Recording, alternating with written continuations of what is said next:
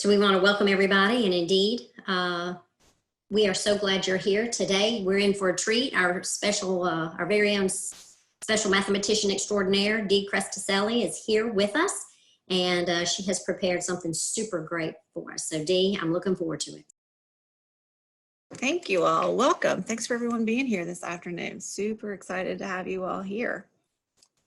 So we're going to go ahead and get started because those of you who know me know that I like to pack a whole lot of stuff in, and we're going to try to keep this to a half an hour, and here we go. So I'm Dee Cresticelli. I'm the Director of Programming at the Kentucky Center for Mathematics. I'm currently in control of programming for pre-K through 12 and everything that you think goes in between there. It's pretty exciting work that we're trying to do these days. We here at the Kentucky Center for Mathematics are really working to advance the knowledge of what it means to be an effective math teacher, what it means to learn mathematics in our classrooms, and we're trying to do some really interesting, new, innovative things. And this is part of that process, actually just dealing with current reactions to everything and building something that is useful to teachers right now in the moment. We have lots of great things on our website at KentuckyMathematics.org, KY.7.R.P.2 get you there, KYMath.org. We have several of those, and it's pretty exciting. We've got some great stuff there. Today, our goal is to share some tasks. The goal is to promote reasoning, problem solving, multiple ways for kids to access those, multiple entry points. Really thinking about the ways that we have students play with mathematical ideas. I think play is really important and lacking in lots of work, and we need to put that back in. And then these are also things we think can be used with remote teaching, and that's pretty important right now.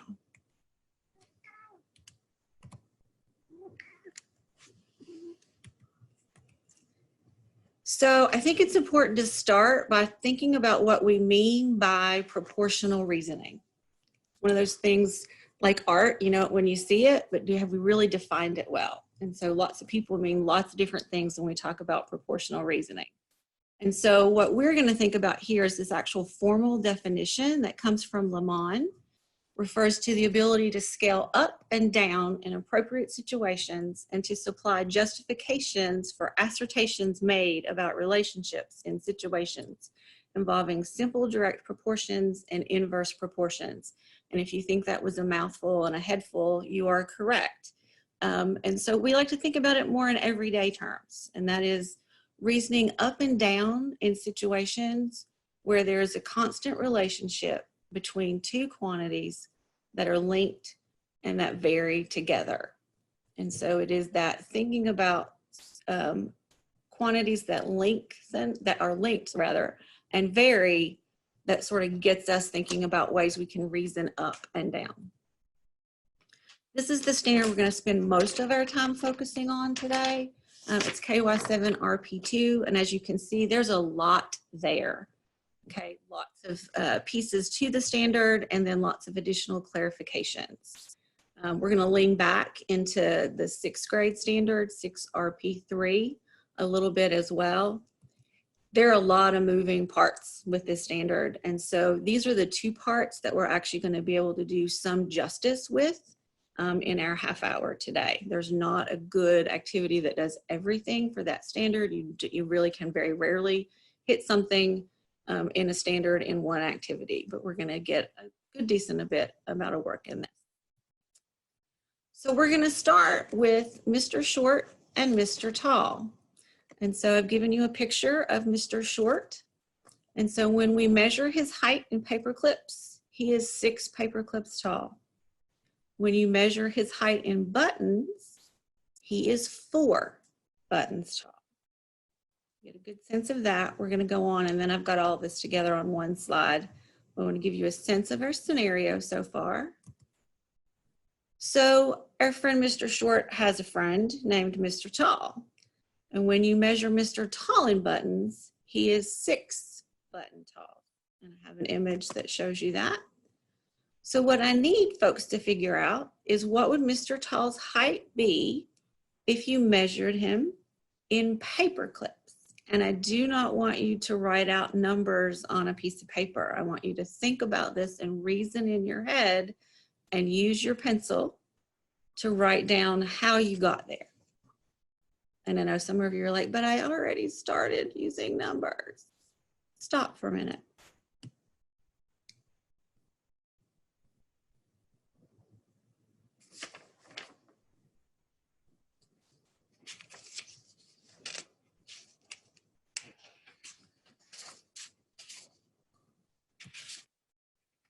There it is all together for folks that might need it together.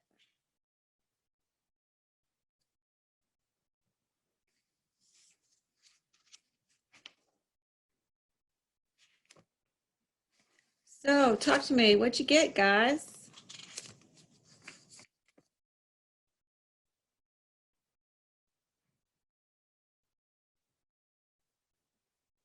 You can put it in the chat or you can unmute your mic and talk.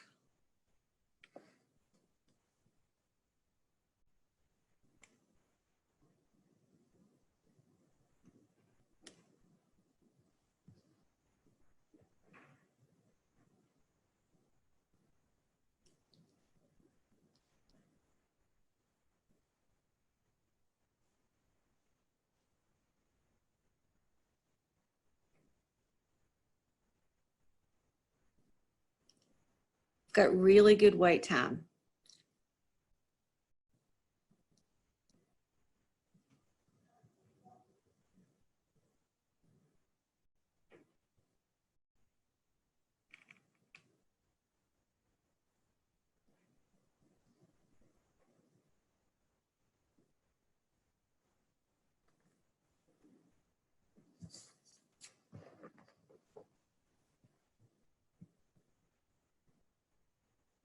Do I have anybody who would like to unmute and talk us through how you reasoned through this? Seen a lot of unit rate. I'm also wondering if folks have done other things to get there. Oh, Mei Ling has a 7th grade son. She says her 7th grade son says 9 because 4 is 2/3 of 6.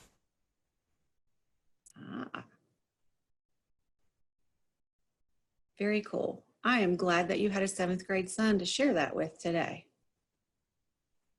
Dee, this is Maggie Yes. Doyle. How are you? Hi, Maggie. I'm great. Welcome for joining us today. Thanks.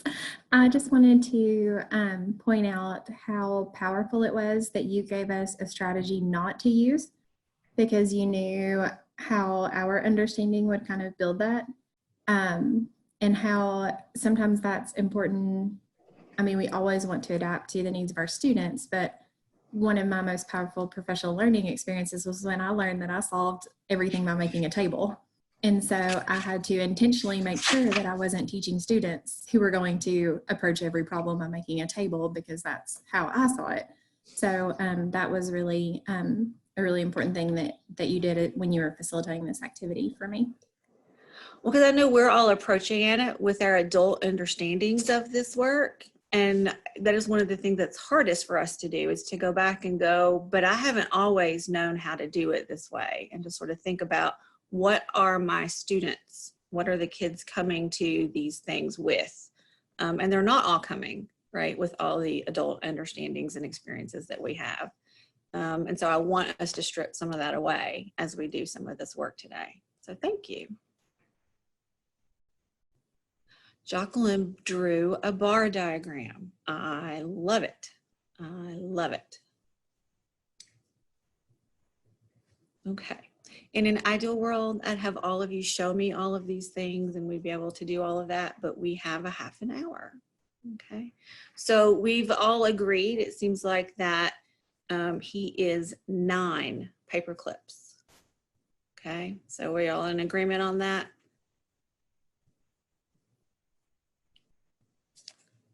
Awesome. Okay. One of the things that I wanted to talk to you about is this activity is super famous. If you Google that, you will find about, I don't know how many pages. It was multiple pages on Google of different ways and different takes on Mr. Tall and Mr. Short. Okay, but one of my favorite things to discover as I was putting all of this together is that there's an NCTM article. And so I'm going to back out of my presentation and take you to the article, which is in your handouts, because it is one of the NCTM articles that is free for everyone, membership or not. And so I wanted to make sure everyone had access to this. So we're going to sort of scroll through and talk about the things that I'm not able to do with you today, which was sort of really look at your work and how you got there. I could ask you to talk about it or put it in the chat, but I really wasn't able to see what was on all of your papers and look at your individual thinking. But we can look through this, and so we're gonna today. So the article goes through sort of just different ways to use this to get information from your students, and it was done as part of research, but it walks through all the different ways you can look at the responses that you get to really think about student thinking, how they approach the work, and what that has to do with helping them be better at this proportional reasoning thing that's so important. One of the things I wanted to highlight in the article is there's a table that shows lots of different ways, the things they used to code these for their research, walks through the different types of student reasoning, the ways students approach proportional reasoning tasks. And you'll see lots of students approached it with additive, build up, multiplicative, right? Lots of different ways that they approached it. And I think it's important for us to have a sense of how our kids are approaching the work that we're doing, how they see the math in the task that they're being asked to do. Dee, we have a question about measure space and Yeah, what that phrase means. I just saw that. And so what we'll do is we'll scroll back up a little bit because I think that's worth asking.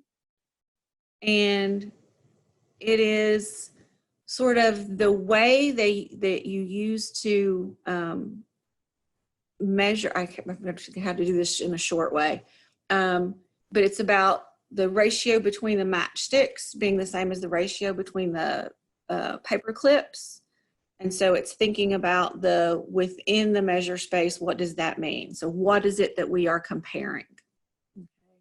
And the article goes into way more depth in the way that they're choosing to do that comparison. And so I'm going to point you to the article that's there, because I could talk about this article. I could do a week of classes on this one article. And unfortunately, that's not what I have today. But I want you to think about the types of student reasoning, because if you give this task to students, this gives you an idea in terms of looking at the different kinds of responses that you get. So they gave these to middle school students and got all sorts of different things. Students using additive relationships, right? Students building it up and making decisions based on how they built it, right? So additive thinking, but building it in ways that help them see the bigger picture and get there, all the way to, there's a table for you, Maggie, but all sorts of different ways of approaching it that think about it multiplicatively, leaning into proportional reasoning, and some of them actually using some good proportional reasoning to get there. And so it's pretty awesome to see the different ways that kids could do that and do that. So I'm just gonna tell you that I love this article, and I think that it's useful to us as educators of middle school students in particular to sort of see some of the different ways kids do that. So I wanted to make sure that you guys saw that. So now I'm going to go back to my presentation.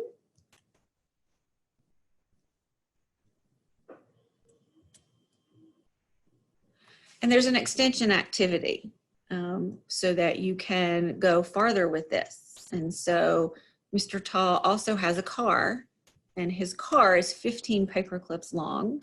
And how long is his car if we measure it in buttons? So we go beyond the people and play some more with this and do some work with that.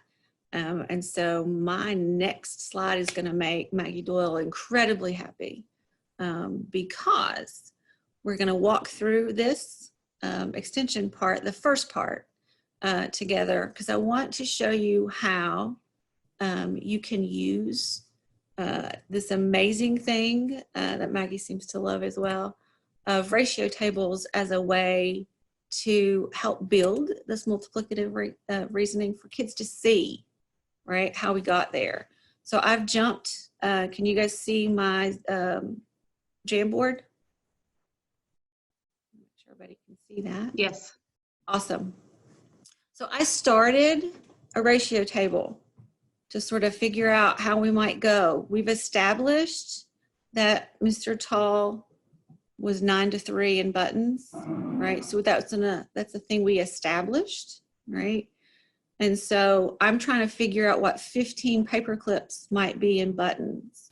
And so I started my ratio table, and I've let you guys know that to go from 9 to 3, I divided by 3.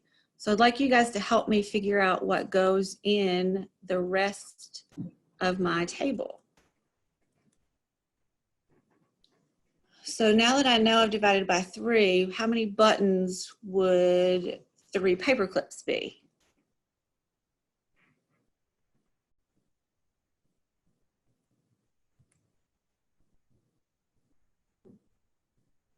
I'm seeing lots of 2 in the chat. So my best 2 here live, not too bad. All right, awesome. So I'm shooting for 15. What might be helpful to get me here? I had an idea that maybe if I doubled that, right? So I doubled here. So what is that going to make this be?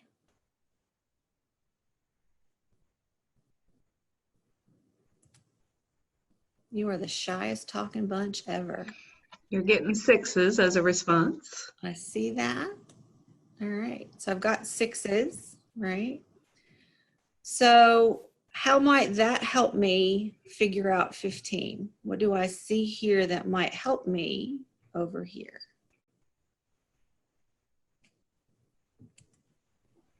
So I see kids seeing this 2 different ways.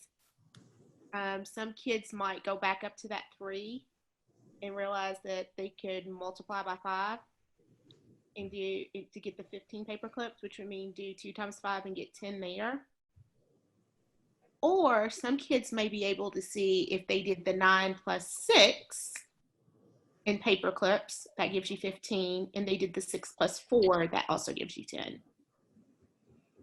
So you could approach that either thinking additively based on what I've already done, or I can go straight to I could multiply from the 3 if I saw that. So kids have more than one way to sort of build that from this table, right?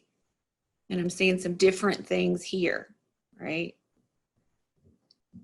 Some of you approached it the additive, some of you went to the multiplicative, and some of you actually did we went back to that 2/3 relationship that we figured out earlier in the day too, right? Pretty awesome. So we've got more than one way to get there.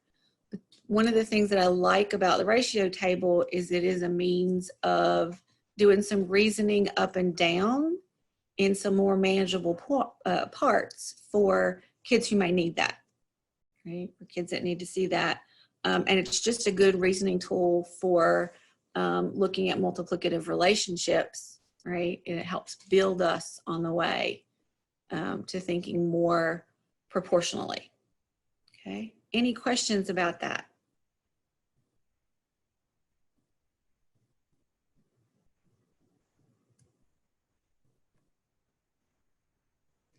Okay, I'm going to go back to the presentation. Thank you all for helping me fill out my ratio table today. I'm going to go back really quickly for this. What I really like about the Mr. Tall and Mr. Short is it is a paper pencil activity that has a lot of depth to it. You can spend a whole lot of time, right, about the way that kids work on stuff. We can't do everything digitally, right? We're doing a pretty good job of doing that stuff right now, but not everyone has access to that, and I want us to acknowledge that. And so some of what you can send paper pencil can be some good, really think through it work, have kids show you, make pictures, use tables, all sorts of things. It doesn't have to be worksheet in the traditional sense of worksheet. So I wanted to make sure to say that. Kelly put a thing in the chat box about it's not necessarily in ascending or descending order. We're thinking about the relationships. And that is one of the things about ratio tables, and people who have a little bit of OCD in their being, is you have to get, if you're thinking about reasoning up and down, that these things don't have to be in ascending or descending order. It's about seeing the relationships, pulling out what you see in the relationships, and using that to figure out the other things that you need. And so that is pretty darn important if you're going to be using it as a way of capturing your thinking and also as a reasoning tool. It's okay for kids to reason up and down, and for those tables to not be in nice, pristine ascending or descending order. Right, so take a deep breath and sort of acknowledge that for yourself if that's how you are. I have not been, those of you who know me know that, and so I don't mind it going up and down in all sorts of different directions. There is an awesome technology tool that is available to those of us that can do this with kids. And so I wanted to point you in the direction of Marcellus the Giant on Desmos. We're going to spend just a few minutes sort of looking at what you can do with this tool. If you have kids that you are having together, you know, synchronously, this is a really neat thing to do with them. This can also be assigned so that kids can do it not together, and you can still see the work and do some looking at and some feedback on that stuff as well. It is live linked in your slides, so if you click it, it will take you to the page, just like it did me. So I have a class and a class code. We're not going to run through all of that today, but I wanted to give you a quick preview of what kids will see if they go through this activity. So hiya, this is Dan, and Dan in this case is Dan Meyer, who is the chief programming person for Desmos now, but was a high school math teacher for a really long time, and he is what we like to call math famous, and does some really good work. He runs you through, these are scale giants. So this is what scale looks like, right? If you have kids doing the slide, you can ask them to do some noticing here. These are not scale giants. Again, do some noticing. I'm going to have you quickly type in the chat, what makes you think these are not scale giants? What does he mean about these not being scale giants? Yes, and I love counterexamples, Cindy, as well. So put that in the chat. Counterexamples are powerful teaching tools. Darren says everything's not stretched to the same size, right? That's kind of that's actually a pretty profound statement we're going to discover here in a second, right? Their faces are not identical. Okay. So when we go on, what do you think makes a giant scale, right? That's sort of the other end of the question that you guys just asked me, or just answered for me rather, right? We didn't maintain the proportions, right? It's a pretty good answer there. So kids could type in here about what makes a giant to scale, what makes a giant not to scale, right? Things not stretched to the same size. It seems like a pretty good answer to go. Kids will type those answers in, right? And you can go, but then it has the students build a giant that we've named Marcellus, right? And so you get to decide how much taller we should make Marcellus, right? So I'm just gonna pick a thing because for time's sake, it's probably gonna save us some time. You can pick all sorts of numbers. I'm actually gonna pick, whoops, not 2005, but you see what happens when I do 2005? That's kind of fun, right? Look how tiny Dan is there. what I meant was 2.5. Okay. So now we're going to make him 2.5, and that will let me go on to the next one. And so we did something, you know, there. So once it has the kids build him where you think he's supposed to be, right? So I'm going to purposefully not do this well, right? What did I do wrong here?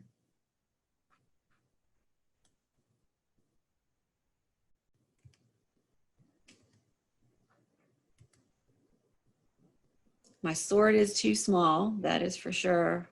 And my mouth is probably too big, you guys are saying. I think we're on to something.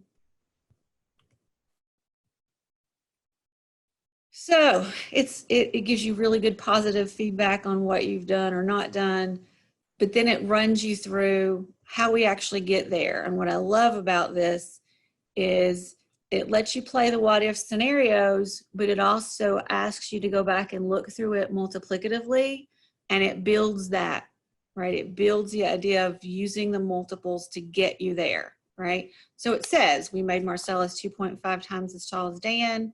If his eyes are 5 centimeters apart, how many centimeters apart should Marcellus's eyes be? So if I'm doing 2.5 times 5, right? That tells me what to do. So it gives kids this hint that I'm thinking multiplicatively, right? So if I did 5 times 2.5, how far apart are my giant's eyes really supposed to be?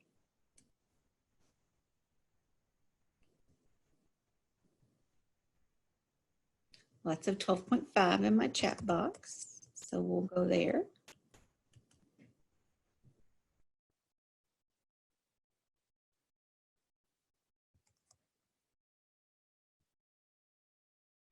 So now my eyes are to scale, right?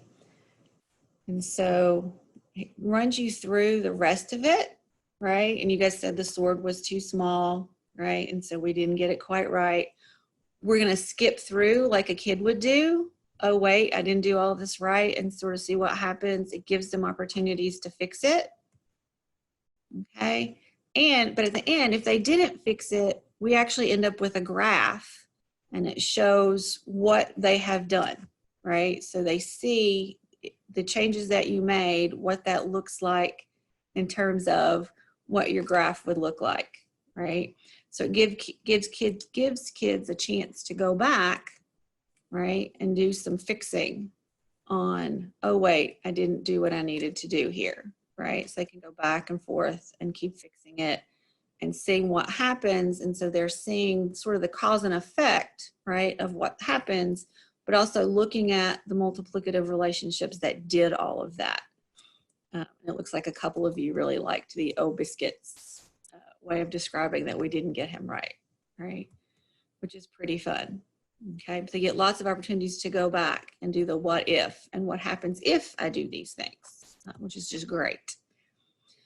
And then it gives you an opportunity to create a giant using the graph. And so you can decide where you just want to put this and do all sorts of playing with the graph and do all sorts of different things to predict. And they get to go back and forth and predict what happens. Like I made the mouth way too big. And so they get a sense of where on the graph things change to decide what their giant looks like. And so they get lots of time to go back and predict and play. And what does it mean if this point is in this particular place on the graph? And what does it mean if it's above it and below it? And you can actually put it below and do some really good negative things. It flips the mouth if you do that. So you get to see a sense of what happens, right, if I do these things on the graph. And so is that what you predicted? You keep going.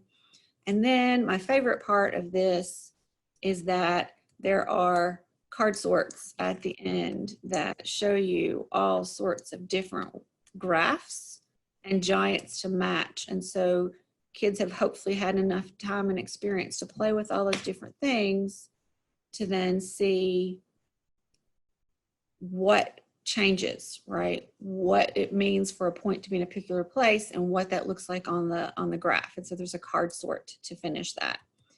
And then it goes back after going through the entire activity, what makes a giant to scale and what makes it not to scale, and ask them to go back and think about the mathematical language and some of the different things that they've learned along the way to do that. And so it's a pretty fun virtual card sort to be doing with their newfound knowledge in lots of sense, but their deepened knowledge a little bit in what happens. And so we've connected an image to a graph and made changes in the graph and in the image and sort of to see what happens. I'm excited that Erin Chavez is going to be doing this with her 7th grade kiddo tomorrow. That is pretty cool. You can tell your 7th grade kiddo hello for me when you do that. The other thing I like about this is it's got some, you can have that everybody does, and then there's extensions for folks to do to, you know, sort of keep everybody engaged if you've got them on at the same time, and kids can move through it if you've got them doing it on their own at a pace that works for them. And so I love Marcellus the Giant. He's pretty darn cool. There are lots and lots of other activities on Desmos. They have a whole section titled Distance Learning with different grade level bands. And if you have access to that, I would love to throw that as a thing you should probably check out. Every one of those has a teacher's guide, which is great planning for going through any of the Desmos activities. Particularly if you're new to Desmos, go through that guide. It'll give you great things to think about as you're doing that with kids and sort of planning out what to do. As we start to close up, I want us to go back to that everyday definition for proportional reasoning, okay? We are thinking about reasoning up and down in situations where there is a constant relationship between two quantities that are linked and varying together. And the key thing here is that reasoning up and down. This is what we want kids to have lots of experience with. Because proportional reasoning is not one of those things that just magically appears out of nowhere. It is built over time. There's a whole process by which kids develop all sorts of mathematical reasoning. Human beings, this is the way we develop our mathematical reasoning. We start with counting strategies. We go to additive thinking. From that, we build into multiplicative reasoning. And from that, we build into proportional reasoning. And hopefully we're getting into functional reasoning. And as has come out a couple of times this week in these sessions, the majority of the adult population of this country isn't thinking and reasoning proportionally. They don't know how. They've not learned, right, how to do that.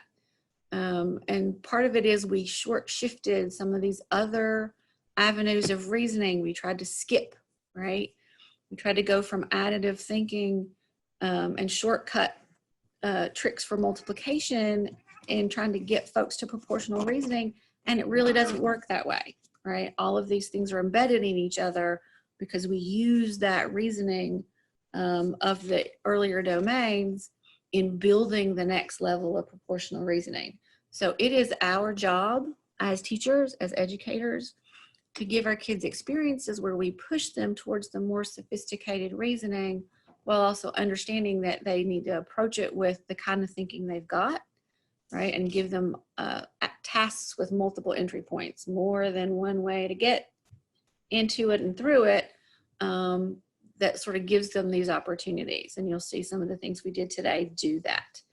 So kids don't have to skip reasoning the way they know. That's how we build the next level. This comes from Pam Weber Harris at Mathis.Figureoutable.com, which is just the best name for a website ever because math is figureoutable. And why we are focusing on visualizing proportions and working on multiplicative reasoning, because proportional reasoning is absolutely critical. I have highlighted it on purpose. It is absolutely critical for success in algebra. We have this push for everybody to get to algebra, but we have to actually understand all the reasoning before that. Students need lots of practice with multiplicative relationships, and that happens with ratios, rates, and proportions before they learn cross multiplication as an algorithm. So that is my getting on my proverbial soapbox to say kids need these kinds of experiences before we learn cross multiplication as an algorithm for doing proportions, because otherwise we've taught them a trick and they actually haven't learned how to reason with proportions. Want to highlight some upcoming professional learning that we have for the rest of the week. So tomorrow we continue this with contextualizing proportional reasoning, and then on Friday we'll come back with some more. Proportional reasoning is so important. It is one of the critical pieces of the middle grades in all the standards work that we do. Another reminder to visit our website at KentuckyMathematics.org.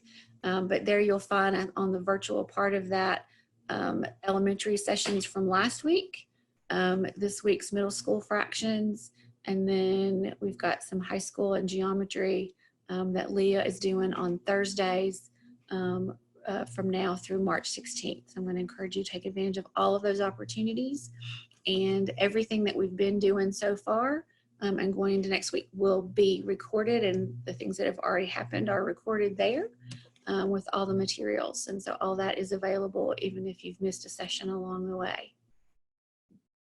With that, that's me. I'm Dee Crescitelli, and thank you so much for being with us today. So Dee's presentation really gives us some things to work with our students. Always great to get in there and think about that math. That Desmos program is super cool. So thank you, Dee, for putting that out there. One thing that we like is to always give these presenters who have worked diligently for hours and hours behind the scenes some shout outs. I'd love for you to unmute your mic if you've got some things that you would like to highlight as takeaways or points of most significance today, how maybe your thinking has grown, and or just go ahead and put it in the chat. Anybody willing to give Dee a unmuted shout out? Thanks for folks commenting on my Bitmoji. She's my favorite. Like, I wish I looked like my Bitmoji, but she's pretty close. Thank you, Dee. You always have a very good way of getting me out of my comfort zone and thinking differently. So I appreciate that. Thank you. I appreciate that. Dee, Monica Green says she loves that Marcellus.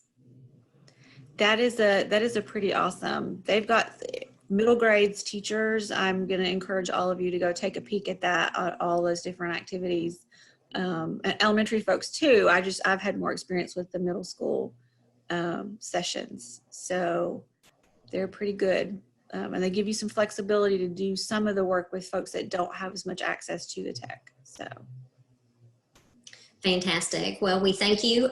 Tomorrow and Friday will be more sessions for our folks, and we hope to see you then. Thank you. Thanks, everybody.